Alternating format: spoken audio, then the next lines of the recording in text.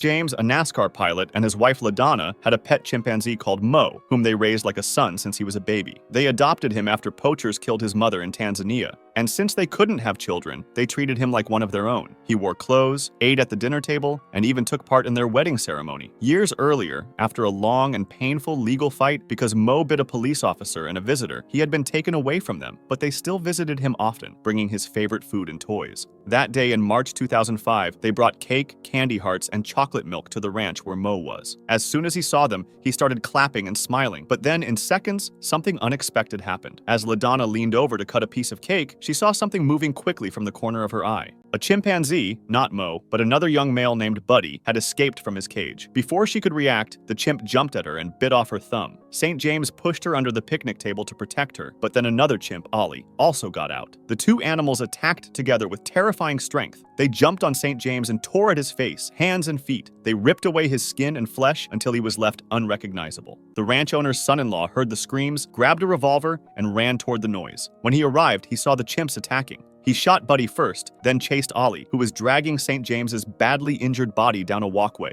He fired again, killing Ollie too. He rushed toward St. James, who was lying on the ground, barely alive. Paramedics said it looked more like a grizzly bear attack than one by a chimpanzee. St. James had lost almost everything. His fingers, his left foot, much of his face, his nose, lips, and even his testicles. LaDonna's hand was covered in blood, and her thumb was gone. She could only watch while rescuers tried to keep her husband alive. He was flown by helicopter to the hospital, where he stayed for 6 months. For part of that time, he was in a coma. Over the next 4 years, he went through more than 60 surgeries. Doctors rebuilt his face as best they could. He had one prosthetic eye and 2 small slits where his nose used to be. St. James survived, but his injuries left him permanently disfigured. However, their love for Mo didn't fade. They went back to court to make sure the city kept its promise to build a home where they could live with him again, and in their front yard, they even put up a sign that said, "Free Mo." However, in 2008, Mo disappeared from his new home and was never found. Some people said he escaped into the mountains, while others believed he might have been killed in the wild.